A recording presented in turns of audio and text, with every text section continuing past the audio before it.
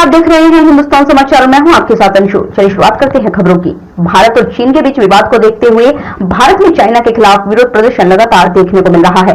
रुड़की में भी पूर्व सैनिकों में भारी रोष है, जिसको लेकर पूर्व सैनिकों ने चीन के राष्ट्रपति का पुतला फूंक कर अपना रोष जताया। आइए दिखाते हैं पूरी खबर विस्तार से। आपको बता दें कि लद्दाख पूर्वी गलवान घाटी में चीनी सैनिकों के साथ हिंसक टकराव के दौरान भारत के 20 जवान शहीद हो गए हैं, जिसे पूर्व सैनिकों ने कायरतापूर्ण करार दिया है। देश के जवानों पर चोरी छिपे हमला करने वाले चाइना पर पूर्वी सैनिक ने अपना गुस्सा दिखाया है। रुड़की के बुचड़ी फाटक पर शिव चौक पर दर्जनों पूर्वी सैनिकों ने चीन के राष्ट्रपति का पुतला फूंक कर चीन को चेताया है। भारत के शहीदों के सैनिकों को भी श्रद्धांजलि दी है। इस दौरान पूर्व सैनिकों में भारी रोष देखने को मिला।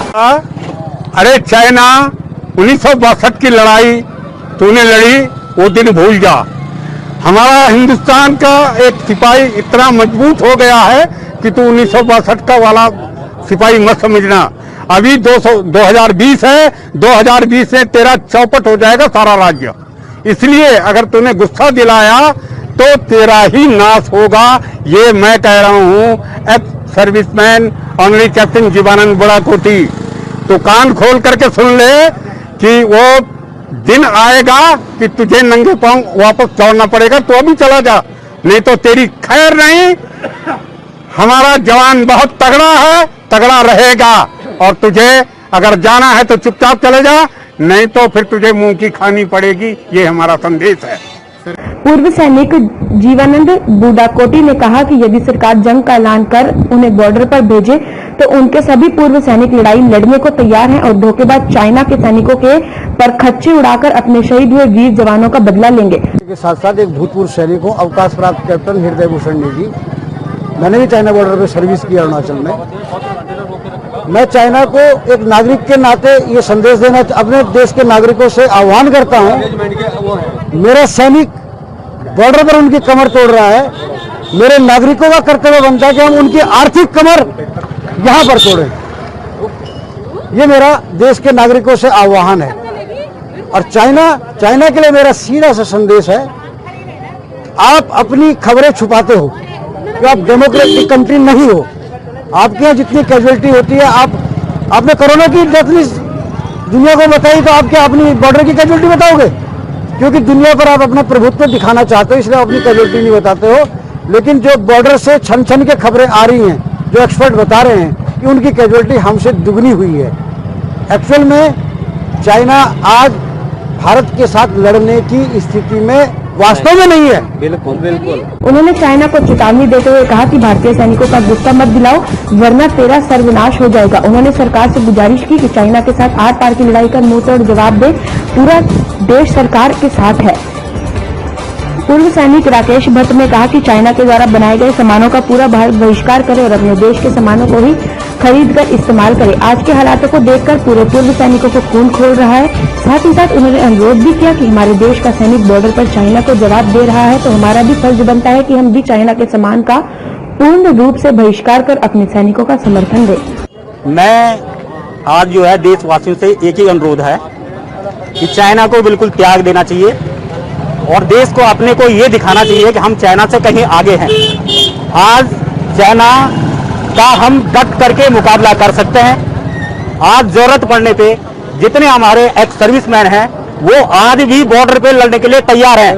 उनका खून खौल रहा है। इस हालत को देखते हुए जो चोरी छुपे हमारे जवानों पे ये अटैक किया गया है, ये बहुत दुखद घटना है। ये देश के लिए बड़ी दुखद की बात है कि आज जो है इस तरह हम, यदि चाइना हमारे पीठ पे छुरा घोंप रहा है और हम उसके सामान का इस्तेमाल कर रहे हैं, इसका हमें डट करके बहिष्कार करना चाहिए। इसे छोड़ देना चाहिए, कुछ दिन के लिए इससे पीछे हट जाना चाहिए और अपना प्रोडक्ट अपनी इंडिया में बना करके अपने देश को आगे बढ़ाना चाहिए। मेरी बस सभी से यही गुजारिश है कि एक प्रण कर लीजिए, आज से चाइना का कोई भी आइटम इस्तेमाल न करें। भाई यही कह करके धन्यवाद। जो हैं हमारे देश के जो शहीद चीन ने धोखाधड़ी से जो है मारे हैं, उनके शहीद होने पर उन शहीदों को अशोकनगर क्षेत्र विकास समिति के सभी समितियों के अध्यक्षों की ओर से, सभी क्षेत्र की जनता की ओर से शहीदों को श्रद्धांजलि दी गई। और चीन के राष्ट्रपति जो ऊपर से तो जो है प्यार की बात करता है, अंदर छुरी भोंकने की बात करता है, उसका हमने पुतला दहन किया। और चीन का हम जो भी सामान आम जनता से आग्रह करते, निवेदन करते हैं कि जो भी सामान या जो हमारा व्यापारी वर्ग है, चीन के पूरे सामान का बहिष्कार किया जाए। भारत में चीन का कोई सामान नहीं आना चाहिए और चीन की जितनी भी वतरचना की जाए उतना ही कम है। आप ये देख रहे हैं कि जो आज संपूर्ण विश्व महामारी से गुजर रहा है, जो भयानक त्रासदी से गुजरा, वो भी चीन की देन है। और इस बीच जब देश हाहाकार की स्थिति में है और चीन के द्वारा हमारी सीमा पर इस प्रकार का अतिक्रमण करना, फिर उसके बाद हमारे सैनिकों के ऊपर आत्मघाती हमला ही हुआ, ये जो धोखा से हमला करना अत्यधिक निंदनीय। हम पूरे प्रधानमंत्री के साथ, हम देश के साथ, देश के सैनिकों के साथ हैं। आज हम सभी अपने सैनिकों को श्रद्धांजलि देते हैं। ईश्वर से प्रार्थना करते हैं कि ईश्वर उनकी आत्मा को शांति दे, उनके परिवार को इस असह्य दुख सहने की शक्ति दे। पूरा यह पूर्व सैनिकों का पूरा गढ़ है, सेवारत सैनिकों का गढ़ है। सैनिकों की तरफ से अपने सैनिकों को श्रद्धांजलि। और चीन के आज भी सैनिक चीन के विरुद्ध में अपने सेना के सहयोग के लिए जब बंदूक लेने को, अपने हाथों में बंदूक लेने को तैयार हैं। भारत और चीन के बीच विवाद का विरोध पूरे देश में देखने को मिल रहा है। वहीं रुड़की के लक्ष्मी नारायण घाट पर सामाजिक संस्था के लोगों ने चीन सीमा पर शहीद हुए हिंदुस्तान के अमर सैनिकों को श्रद्धांजलि देते हुए दीपदान एवं मौन धारण किया। साथ ही साथ सरहद पर देश की रक्षा करते हुए हमारे वीर शहीदों की याद में पूर्व जिला उपाध्यक्ष भाजपा युवा मोर्चा कुलदीप तोमर के कार्यालय पर भी श्रद्धांजलि अर्पित की गई एवं चीन का बहिष्कार करने के लिए अपील की गई। आइए दिखाते हैं पूरी खबर विस्तार से। आपको बता दें कि लक्ष्मी नारायण घाट पर दुश्मनों के अनेक सैनिकों को मारते हुए हमारे देश के शहीद हुए वीर सपूतों को आज संपन्न परिवार के दीपदान के माध्यम से अपने श्रद्धा सुमन अर्पित किए। इस कार्यक्रम में रुड़की नगर के मुख्य नगर आयुक्त नुपुर वर्मा एवं उप नगर आयुक्त चंद्रकांत भट्ट भी उपस्थित रहे। काम किया है, इसके लिए सरकार से अनुरोध है कि जितना भी दरों होकर के, जितना दबाव दे करके उनके ऊपर कूटनीति से, राजनीति से प्रेशर बना करके इस चीज को लाइटली ना लेकर के, क्योंकि पहले बहुत सारी चोट इसे चीन से हम लोग खा चुके हैं 62 में 65 में। तो इस चीज को लाइटली ना लेकर के बहुत दबाव करके कृपया इस मोदी जी प्रेशर बना करके लोगों पे इसका बदला। उन्होंने भी भारत माता के वीर सपूतों को श्रद्धा सुमन अर्पित किए। दीपदान के उपरांत 2 मिनट का मौन रखकर सभी शहीदों की आत्मा की शांति के लिए प्रार्थना की गई। संपन्न संस्था के अध्यक्ष नरेश ने कहा कि चीन द्वारा भारतीय सैनिकों पर किए गए हमले में जो हमारे वीर सैनिक शहीद हुए हैं, उन्हें हम श्रद्धांजलि अर्पण करते हैं। साथ ही उनकी वीरता को नमन करते हैं, जिससे उन्होंने चीन के अनेक सैनिकों का संहार किया। साथ ही उन्होंने देशवासियों से अनुरोध किया कि चीन एवं चीन में निर्मित सभी वस्तुओं का सामूहिक रूप से बहिष्कार।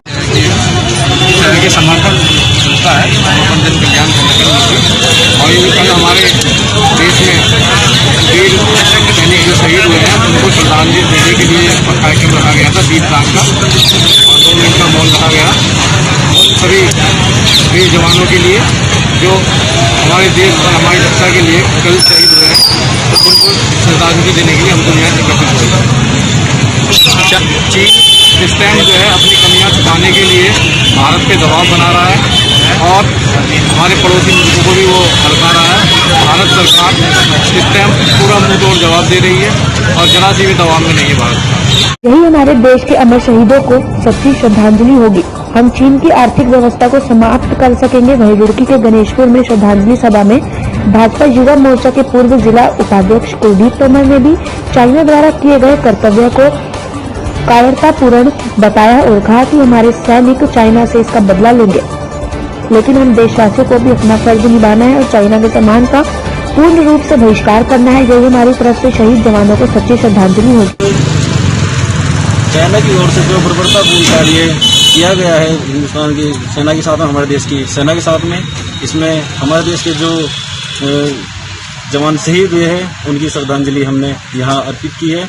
हम सभी से यह निवेदन करते हैं और सभी से यही कहना चाहेंगे अपने देशवासियों से कि चाइना के सामान का बहिष्कार करें, चाइना का बहिष्कार करें। और मैं इनसे यही कहना चाह रहा हूँ कि चाइना कभी भी हमारा नहीं हो सकता है, हम चाइना के सामान का पूर्ण रूप से बहिष्कार करते हैं। जैसे कि हमें जानकारी मिली है कि माननीय प्रधानमंत्री ने जो आपात बैठक बुलाई थी, इसमें गहनता से चिंतन किया गया है कि सीमा पर हमें अपने देश की रक्षा के लिए हमें जवानों के लिए क्या करना चाहिए। उसमें यह बताया गया है कि यहाँ को छूट दी गई है कि वहाँ पर सीमा को नियंत्रित रखने के लिए जो भी आप एक्शन ले सकते हैं उसके लिए आप स्वतंत्र हैं। हम देश के शहीदों को श्रद्धांजलि अर्पित करते हैं। आज हमारा दिल पूरी तरह से जो हमारे सैनिक हैं उनके लिए गरिमा में है और हम इस चीज़ का महसूस करते हैं कि जो देश के सैनिक सीमाओं पर रक्षा कर रहे हैं, जितना दायित्व उनका है उतना ही हमारा बनता है। जो हमारे जितने भी नेता हैं, प्रतिनिधि हैं, उनसे भी एक आग्रह करते हैं कि सभी लोग इसमें कंधे से कंधा मिला करके पक्ष विपक्ष छोड़ करके सब एक लोग एक साथ आएं और हमारा जो दुश्मन है दुश्मन को पहचानें। Kelvin industries wholesaler and retailer सभी प्रकार के AC, fridge, washing machine, microwave, ceiling fan, LED TV आदि होलसेल रेट पर लेने के लिए कांटेक्ट करें। Contact number 9761343124। Address kelvin industries, industrial area, RIT college के सामने, पुहाना, रुड़की।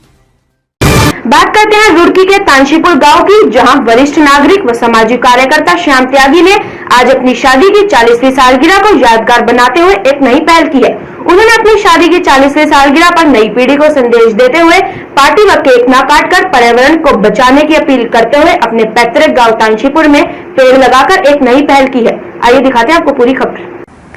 आपको बता दें कि सामाजिक कार्यकर्ता श्याम त्यागी NGO जागृत जनसेवा कल्याण समिति से जुड़े हुए हैं और रुड़की की प्रीत विहार कॉलोनी में रहते हैं, लेकिन साथ ही साथ अपने पैतृक गांव तांशीपुर से उनका लगाव है। आज उनकी शादी की 40वीं सालगिरह है, जिस अवसर पर उन्होंने अपनी शादी की सालगिरह को यादगार बनाते हुए अपने गाँव में वृक्षारोपण किया और कहा कि सभी को अपने जन्मदिन या शादी की सालगिरह के शुभ अवसर पर पेड़ अवश्य लगाने चाहिए, जिससे पर्यावरण को बचाया जा सके।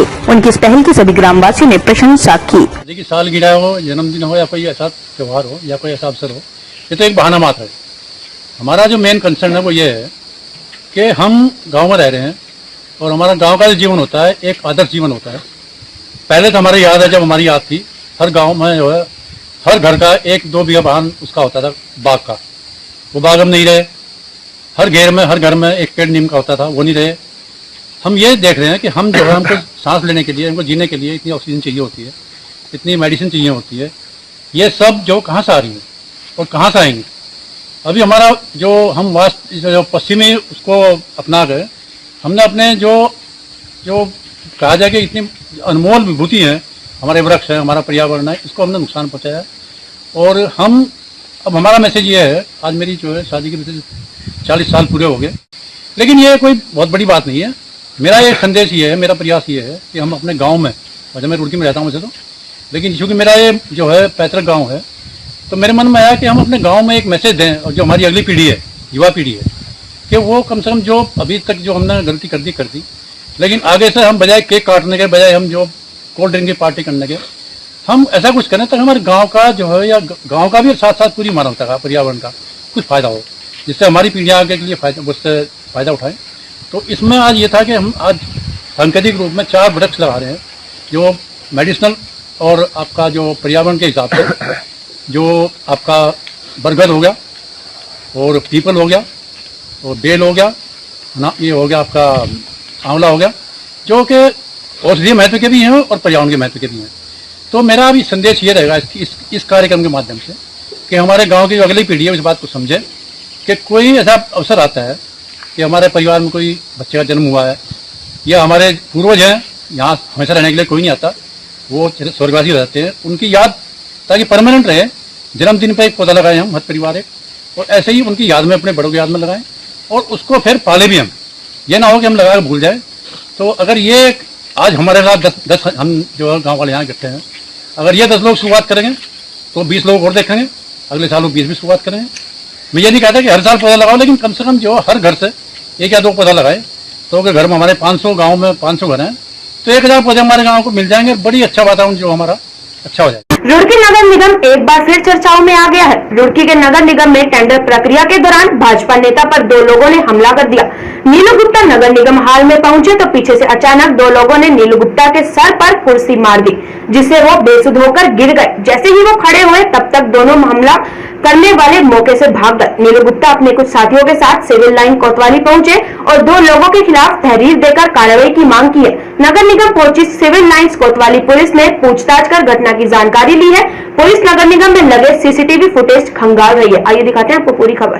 दरअसल आज नगर निगम रुड़की में टेंडर प्रक्रिया चल रही थी। जब नीलू गुप्ता नगर निगम कार्यालय में पहुंचे तभी भाजपा विधायक के पूर्व प्रतिनिधि और ठेकेदार अनिल गुप्ता पर 2 लोगों ने ताबड़तोड़ हमला बोल दिया, जिसे नीलू गुप्ता लड़खड़ा गए। नीलू गुप्ता ने जैसे ही अपना लाइसेंसी रिवॉल्वर निकाला तो हमलावर मौके से फरार हो गए। भाजपा नेता नीलू गुप्ता ने तुरंत ही इसकी सूचना सिविल लाइंस कोतवाली पुलिस को दी। ठेकेदार नीलू गुप्ता का आरोप है कि वो कुछ साथियों के साथ नगर निगम रुड़की में पहुंचे थे।